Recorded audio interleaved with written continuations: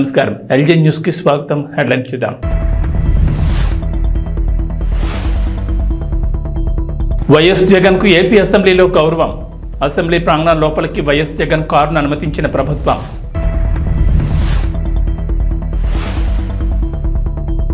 సికింద్రాబాద్ లష్కర్ బోనాల్ జాతరలో భవిష్యవాణి. ఈ ఏడాది కోరినన్ని వర్షాలు కురుస్తాయన్న స్వర్ణలత.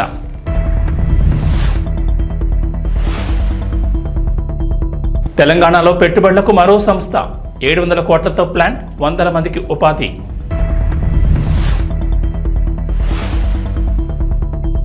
గోదావరికి వరద ఉధృతి. భద్రాచలం పట్టణంలో 109 గ్రామాలకు ముంపు. ఆంధ్రప్రదేశ్ అసెంబ్లీ సమావేశాల వేళ మాజీ ముఖ్యమంత్రి వైఎస్ జగన్ కు టీడీపీ కూటమి ప్రభుత్వం గౌరవం కొనసాగించింది. అసెంబ్లీ లోపలికి వైఎస్ జగన్ కారును గ్రీన్ సిగ్నల్ ఇచ్చారు. అసెంబ్లీ ప్రాంగణం లోపలికి వైఎస్ జగన్ కారును అనుమతించాలని ప్రభుత్వం నిర్ణయం తీసుకుంది. సాధారణంగా ఎమ్మెల్యేలు అసెంబ్లీ 4వ నెంబర్ గేటు బయట దిగి లోపలికి వెళ్లాలని చెప్తున్న నిబంధనలున్నాయి. కానీ ప్రతిపక్ష హోదా లేకున్నా అసెంబ్లీ లోపలికి జగన్ వాహనానికి అనుమతిస్తూ నిర్ణయం తీసుకున్నారు. వైఎస్ఆర్సీపీ శాసనసభాపక్షం విన్నపం మేరకు ప్రభుత్వం సానుకూల నిర్ణయం తీసుకున్నట్టు తెలిసింది. వాస్తవానికి అసెంబ్లీ నిబంధనల ప్రకారం వైఎస్ జగన్మోహన్ రెడ్డికి ప్రతిపక్ష నేత హోదా లేకపోవడంతో ఆయన కారును శాసనసభ బయటే ఉంచి లోపలికి వెళ్లాల్సి ఉంటుంది. కానీ వైఎస్ఆర్సీపీ రిక్వెస్ట్తో గత అసెంబ్లీ సమావేశాల సమయంలోనే ముఖ్యమంత్రి చంద్రబాబు జగన్ కారును అసెంబ్లీ లోపలికి అనుమతించాలని ఆదేశించారు. ఈ విషయాన్ని శాసనసభ వ్యవహారాల శాఖ మంత్రి పయ్యావుల కేశవ్ వెల్లడించారు. అలాగే గత అసెంబ్లీ సమావేశాల సమయంలో ఎమ్మెల్యేల ప్రమాణ స్వీకార సమయంలో కూడా జగన్కు కొంత మినహాయింపు ఇచ్చారు. గత సెషన్ సమయంలో వైఎస్ జగన్ ఏపీ అసెంబ్లీ వెనుక గేట్ నుంచి లోపలికి వచ్చిన సంగతి తెలిసిందే. వాస్తవానికి గతంలో జగన్ సీడ్ యాక్సెస్ రోడ్ నుంచి మందరం మీదుగా అసెంబ్లీకి వచ్చారు. కానీ అమరావతి రైతులు నిరసన తెలిపే అవకాశం ఉండడంతో రోడ్డు మార్చారు. అలాగే అసెంబ్లీ ప్రాంగణంలోకి వచ్చిన నేరుగా సభలోకి మాత్రం రాలేదు. సభ ప్రారంభమైన 5 నిమిషాల తర్వాత లోపలికి వచ్చారు. ప్రమాణ స్వీకారం చేసి వెంటనే సభ నుంచి తన ఛాంబర్లోకి వెళ్లిపోయారు.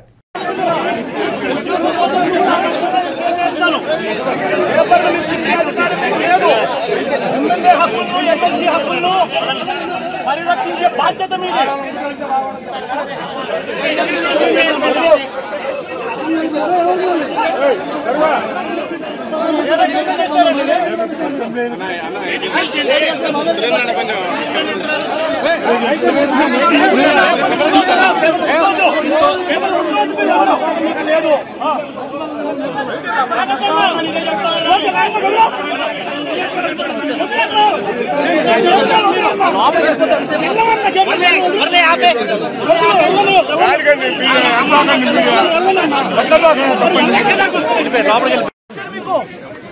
ఎమ్మెల్యే దగ్గర నుంచి ఎమ్మెల్సీ దగ్గర నుంచి పేపర్లు గుంజుకొని లాక్కొని మీ ఇష్టం వచ్చినట్టుగా చింపే కార్యక్రమం చేసే అధికారం ఎవరిచ్చారు?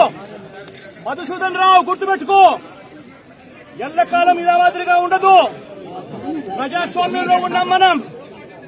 నీవి టోపీ మీద ఉన్న సింహాలకు అర్థమేమిటో తెలుసా? అధికారంలో ఉన్న వాళ్లకు సెల్యూట్ కొట్టడం కాదు, ప్రజాస్వామ్యాన్ని కాపాడడం కోసం మీరున్నారు. గుర్తుపెట్టుకోండి.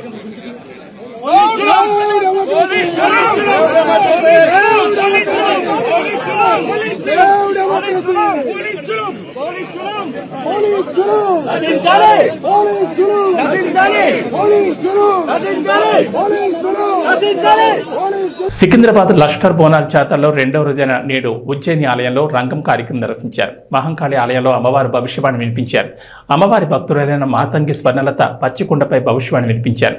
ఈ ఏడాది కోరినన్ని వర్షాలు కురుస్తాయన్నారు. పాడి పంటలు సమృద్ధిగా ఉంటాయన్నారు. భక్తులు కోరిన కోరికలు తీరుస్తానని చెప్పారు. తనకు మట్టి బోనాలు, స్వర్ణ బోనాలు ఏం తీసుకొచ్చినా సంతోషంగా అందుకుంటానన్నారు. ప్రజలపై తన దీవెనలుంటాయని అమ్మవారి భవిష్యవాణి వినిపించారు. ప్రజలను కాపాడదే తానని చెప్పారు. తనకేమిచ్చినా ఆనందంగా అందుకుంటానని అన్నారు. పిల్ల జల్ల, గొడ్డు, గోదాకు ఎటువంటి ఆపద లేకుండా చూస్తానని వెల్లడించారు. ఈ ఏడాది 5 వారాల పాటు తనకు పప్పు బెల్లంతో సాక పెట్టాలని భక్తులను అమ్మవారు కోరారు. ఔషధాలు తగ్గించుకుని పాడి పంటలపై దృష్టి పెడితే అనారోగ్యం అనేది తగ్గుతుందన్నారు. రంగం కార్యక్రమంలో మంత్రి పొన్నం ప్రభాకర్తో పాటు సీఎస్ శాంతికుమారి తదితరులు పాల్గొన్నారు. కాగా బోనాల్ జాతరలో భాగంగా ఇవాళ మధ్యాహ్నం అంబారిపై మహంకాళి అమ్మవారి ఊరేగింపు ఉంటుంది. సాయంత్రం పలహార బండ్ల ఊరేగింపు జరగనుందని ఆలయ నిర్వాహకులు వెల్లడించారు.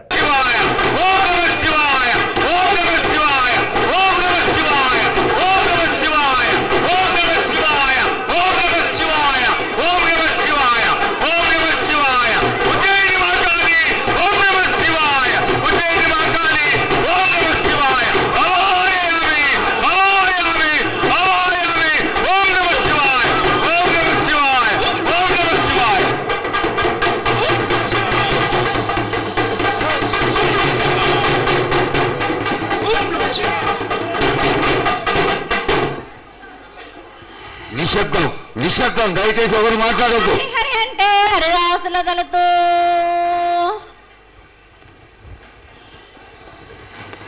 శివంటే శివునికి పేరు, నవంటే బ్రహ్మకు పేరు.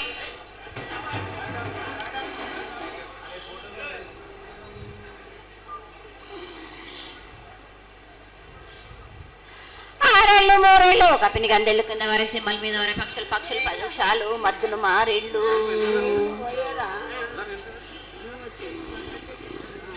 ఇచ్చిన ఈశ్వరుడు రాసిన బ్రహ్మదేవుడు రాసిన రాత ఫలాన దేశపతలింగ మా బట్లు భైరవుడా సాలహిగంబాల సరమణ రూపము 7 గండాల మీద 7 లింగాల మీద తలపది నామరాజుల రూపంబు 8 నామర 7 చిత్తారి గడుగు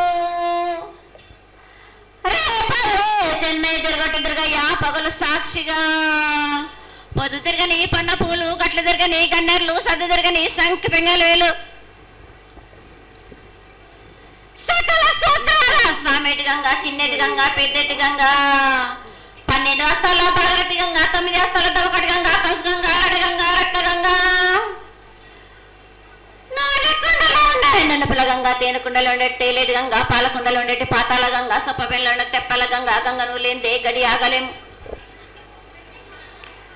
శివునికి శివ పూజ లేదు, పరమేశ్వరునికి శావ లేదు.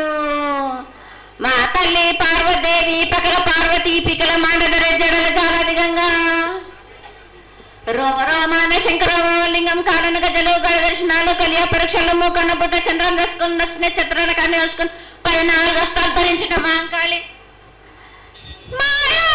చిన్న ఈరభద్ర కమేష్ దేవదూలు లాచురు మతం పల్లికిది మంగనాలవి సొకం పాటవిది భూమి కన్నా ముందు పుట్టిన బుద్ధుడిది 4 లోకాల కన్నా ముందు పుట్టిన వేమ్ల వాడవి సగం పాటవిది నేర్పిన కీర్తి జోగమ్మ కీర్తి బాలమ్మ కీర్తి పోషమ్మ మేటల మంగసూత్రం చేయించిన గోల్కొండ విజయ్ కుమార కిన్నెర జయించిన ఆనందిష్ సత్యనారాయణ నా సాటిగా నా పలక దర్శన ఎరకల దేవిచ్చిన పుట్టిన నా బులకు సుందరి కరవిచ్చిన కైలాసవతి పంబలోని పంబాల చూడు నా బయలవనిది బ్యాగలకట నా సాకలను సదరు సభ నా బ్యాగరింటిది లదిగంపన వడ్లవానిది బర్షన్న కమరింటిది కొలిమిన సారానే బొంగురన్న సరసమైన వాటాన బాలన్ బొంగురాన్న బొంగురం దాని బొడుగంటున్నా మాదగింటి గూటానా పెద్దలనాటి పెద్దమ్మనంటి దండమారమ్మనంటి పల్లెలమ్మనంటి ఈడుగులమ్మనంటి ఆ లక్ష్మి నేనే భూలక్ష్మి నేనే ధనలక్ష్మి నేనే వల్ల ముత్యాలు పోసుకొని ముందుగా ముత్యాలమ్మనంటే అన్నలకి ఒక రూపంబు నల్లబోషునంటే గడ్డలమ్మనంటే సూదులమ్మనంటే కనకాల కట్ట వయసునంటే నా చిన్ని తమ్ముడు పీనుగులమ్మలన్న క్షరణము 7 రక జలంలో యాకంగా ఉన్నాము తల మీద దండం పెట్టుకుని నా పేద గ్రామానికి ఏమి విచారం. అమ్మ జగన్మాత మహాకాళి 250 సంవత్సరాలుగా ఈ లష్కర్కు వచ్చి అందరినీ ఆదరిస్తున్నటువంటి జగన్మాతకి ప్రతి సంవత్సరం కూడా దినదిన ప్రవర్ధమానమై నువ్వు కోరుకున్న విధంగా ఈ సంవత్సరం 16 రోజులు కూడా అత్యంత ఆనందంగా ఇసుక వేస్తే అంతటి జనంతో జాతర జరిపించుకుంటున్నాం. ఏ అవాంతరమైనటువంటి సంఘటనలు జరగకుండా చల్లగా కాపాడుతున్నాం. ఈ సంవత్సరం నీకు జరిగినటువంటి పూజలు అత్యద్భుతంగానే జరిగినాయని ఆశిస్తాం. నీ యొక్క ఆశీర్వాదాన్ని తెలియజేయండి. ఏటి కంటే ఈ ఏడున సంతోషంగా ఆనందంగా అందుకున్నాను. నా బాల బచ్చలనందరినీ నా కొల్లారికి సంతోషంగా ఆనందంగా రప్పించుకున్నాను. వాళ్ళు చేసిన పూజలన్నీ నేను ఆనందంగా అందుకున్నాను. నేను తెలంగాణ పెట్టుబడులకు స్వర్గధామంగా మారింది. అనేక జాతీయ అంతర్జాతీయ సంస్థలు ఇప్పటికే రాష్ట్రంలో పెట్టుబడి పెట్టాయి. తాజాగా మరో సంస్థ రాష్ట్రంలో పెట్టుబడి పెట్టేందుకు ముందుకొచ్చింది. అల్యూమినియం టిన్నులను ఉత్పత్తి చేసే బాల్ బెవరేజ్ ప్యాకింగ్ సంస్థ తెలంగాణలో తమ ప్లాంట్ పెట్టేందుకు రెడీ అయింది. 700 కోట్లతో ఈ యూనిట్ను స్థాపించనున్నారు. బీర్లు, కూల్ డ్రింక్స్, పర్ఫ్యూమ్లు ఇండస్ట్రీకి ఈ సంస్థ అల్యూమినియం టిన్నులను సరఫరా చేయనుంది. బాల్ బెవరేజ్ ప్యాకేజింగ్ సంస్థ ఇండియా కార్పొరేట్ వ్యవహారాల అధిపతి గణేషన్తో పాటు ఆ సంస్థ ప్రతినిధులు ఈ మేరకు తెలంగాణ ఐటీ మంత్రి శ్రీధర్ బాబుతో భేటీ అయ్యారు. ఆదివారం సెక్రటరియట్లో మంత్రితో భేటీ అయిన సంస్థ ప్రతినిధులు తమ సంస్థ విస్తరణ ప్రణాళికను ఆయనకు వివరించారు. బాల్ సంస్థ పెట్టుబడి పెట్టేందుకు తెలంగాణలో అవసరమైన భూమిని ఇతర మౌలిక సౌకర్యాలు కల్పిస్తామని మంత్రి వారికి హామీ ఇచ్చారు. పెట్టుబడికి సంబంధించిన పూర్తి ప్రణాళిక సమర్పించాలని సంస్థ ప్రతినిధులకు సూచించారు. ఆపదలో ఉన్న వారి ప్రాణాలు రక్షించేందుకు 108 అంబులెన్స్లు సేవలు అందిస్తున్నాయి. ఏపీలో కూడా ఈ వాహనాల ద్వారా ఎంతో మంది సమయానికి ఆసుపత్రులు చేరుకోగలుగుతున్నారు. అయితే 108 వాహనాన్ని పోలీసులు స్వాధీనం చేసుకున్న ఘటన కలకలం రేపింది. తాజాగా ప్రకాశం జిల్లాలో జరిగిన ఈ ఘటన ఆసక్తికరంగా మారింది. ఇప్పుడు ఈ అంశం చర్చనీయాంశమైంది. ఈ నెల 10న కొనకనమెట్ల మండలానికి చెందిన 108 వాహనం డయాలసిస్ రోగిని ఆసుపత్రికి తీసుకెళ్తోంది. మార్గమధ్యంలో కనిగిరి మున్సిపాలిటీలోని టకారీపాలెం దగ్గర రోడ్డు దాటుతున్న వ్యక్తిని 108 వాహనం ఢీకొట్టడంతో అతడు ప్రాణాలు కోల్పోయాడు.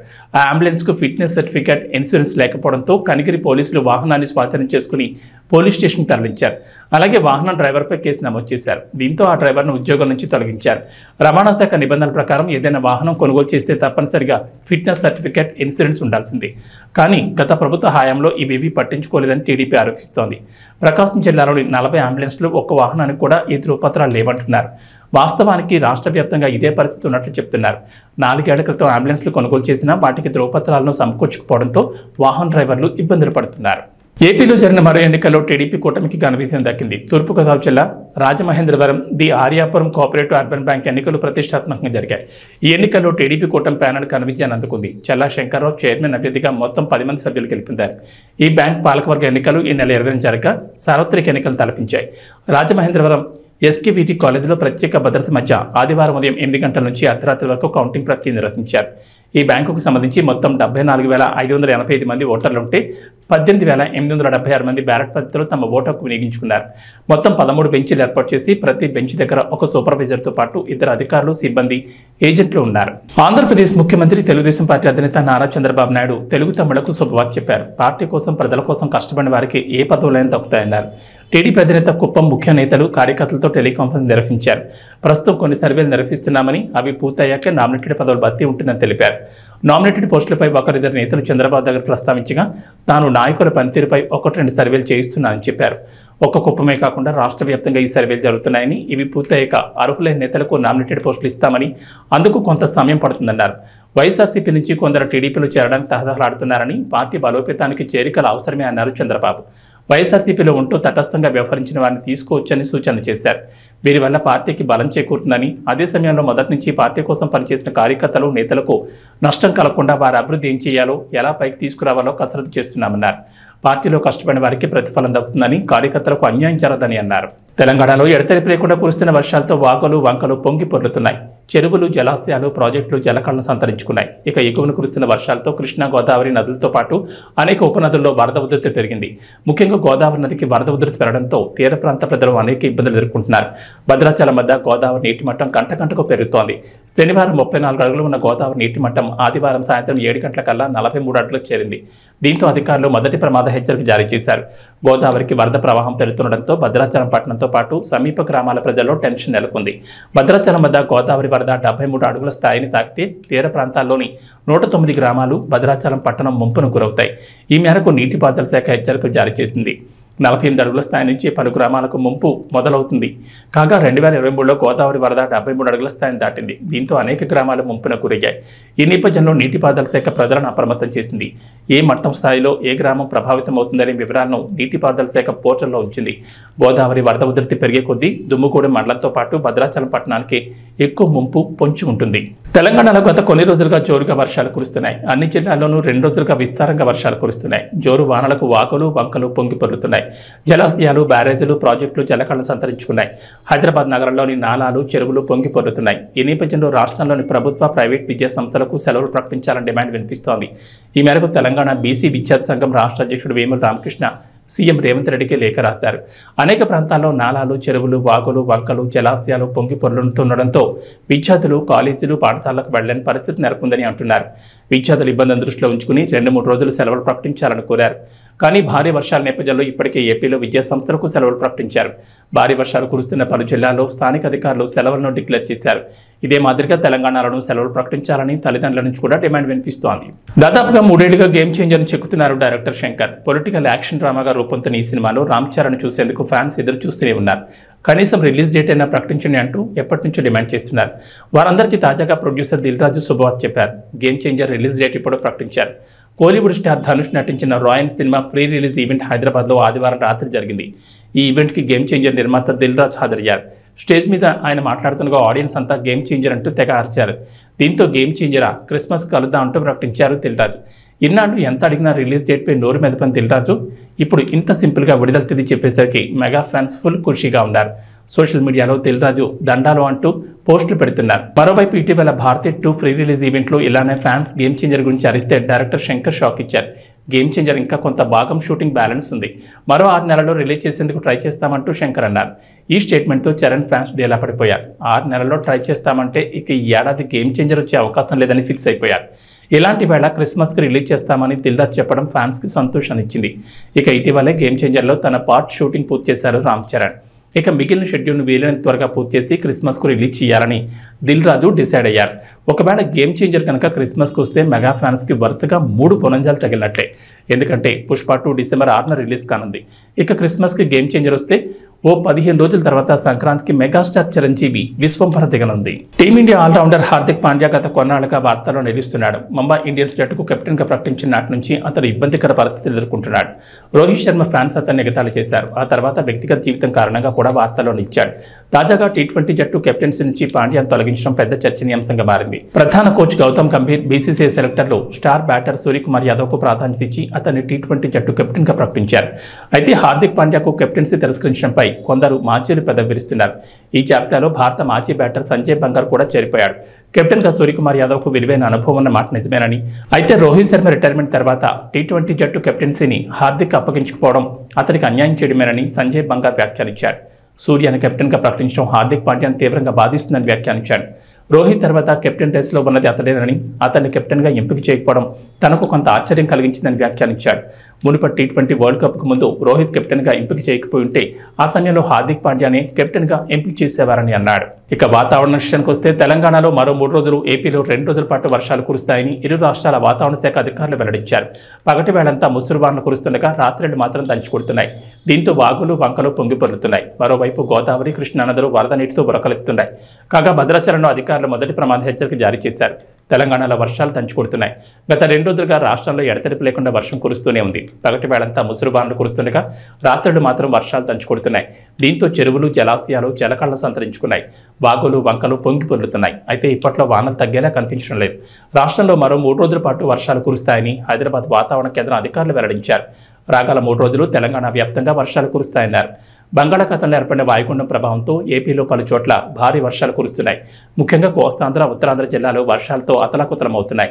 ఎడతెరిపి లేకుండా కురుస్తున్న వర్షాలతో ఉత్తరాంధ్ర జిల్లాల్లో వాగులు, వంకలు పొంగి పొర్లుతున్నాయి. కొన్ని చోట్ల రోడ్డు తెగి రాకపోకలు నిలిచిపోయిన పరిస్థితి ఏర్పడింది.